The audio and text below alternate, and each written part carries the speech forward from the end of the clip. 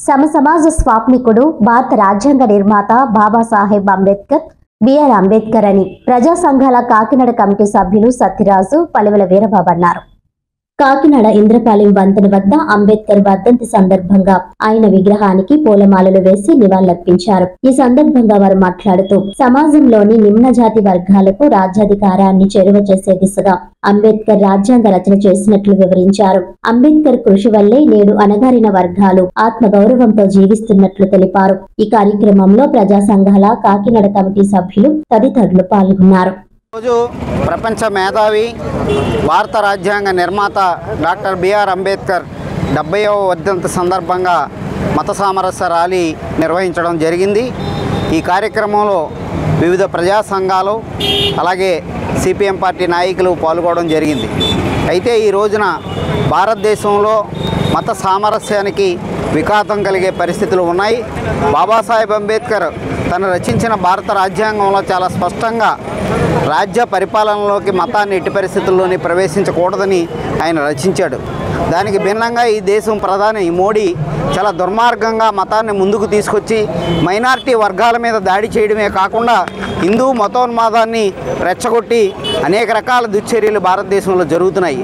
బాబాసాహెబ్ అంబేద్కర్ రచించిన భారత రాజ్యాంగానికి తూట్లు పొడిచే వ్యవహారం కూడా ఈవేళ జరుగుతుంది.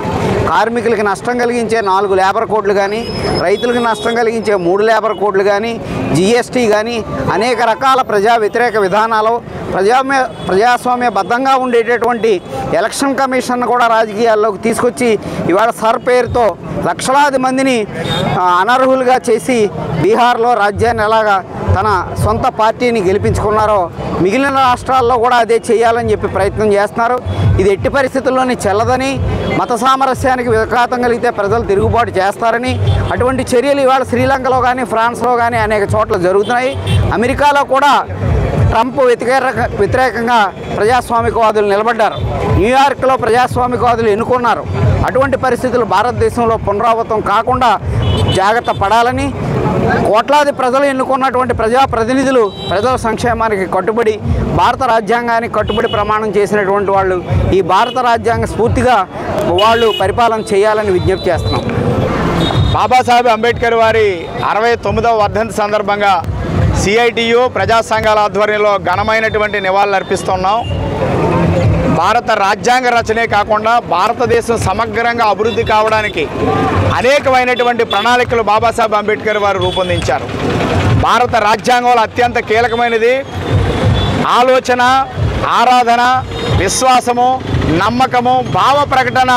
ఇటువంటి వాటిలో సంపూర్ణంగా అందరికీ స్వాతంత్రాన్ని కల్పించే హక్కు భారత రాజ్యాంగం కల్పించిందంటే అంత గొప్ప రాజ్యాంగాన్ని, స్వాతంత్రాన్ని కాపాడుకుంటూ ప్రజాస్వామ్యాన్ని ముందుకు తీసుకెళ్తేనే ఈ దేశం ప్రపంచంలో అత్యున్నతంగా నిలబడుతుందని అంబేద్కర్ ఆశించారు. మన భారతదేశ గొప్పతనం భిన్నత్వంలో ఏకత్వం. భిన్నత్వంలో ఏకత్వమే భారతీయ విశిష్టత. ఆ విశిష్టతకి ఈరోజు భంగం కలుగుతుంది. ప్రతి ఒక్క భారతీయుడు ఈ విషయాన్ని గమనించాలని విజ్ఞప్తి చేస్తున్నాం. మనం ఏ మతమైనా, ఏ కులమైనా మనమంతా భారతీయులమైన గొప్ప స్ఫూర్తిని స్వాతంత్ర పోరాటం నుంచి భారత రాజ్యాంగంలో రూపొందించడంలో అదొక ప్రధానమైనటువంటి పాత్ర పోషించింది. కాబట్టి ఈరోజు దేశంలో ఉపాధి కల్పన చాలా ప్రమాదకరమైనటువంటి పరిస్థితిలో పడిపోయింది. సామాజిక న్యాయం అమలు కావాలంటే అందరికీ ఉపాధి కల్పించాలి. ఈ ఉపాధి కల్పనలో కూడా గౌరవమైనటువంటి వేతనాలు కల్పించాలి. ఆ రకంగా జీవితానికి ఒక భరోసా ఉండాలి. భారతదేశం రాజకీయ స్వాతంత్రాన్ని మాత్రమే సాధించింది. ఆర్థిక సామాజిక స్వాతంత్రాన్ని కూడా సాధించకపోతే ఈ రాజకీయ స్వాతంత్రం కూడా డొల్ అయిపోతుందని బాబాసాహెబ్ అంబేద్కర్ చెప్పారు. ఆయన యొక్క స్ఫూర్తిని తీసుకొని భారత రాజ్యాంగాన్ని కాపాడుకుంటూ ఈ దేశ సమైక్యతను, సమగ్రతను నిలుపుకుంటూ ప్రతి భారతీయుడు సమైక్యంగా ముందుకు సాగాలని ఆయన యొక్క వర్ధంతి సందర్భంగా ప్రతిజ్ఞ బోనాలని ప్రజా సంఘాల తరపున విజ్ఞప్తి చేస్తున్నాం. జోహార్ బాబాసాహెబ్ అంబేద్కర్.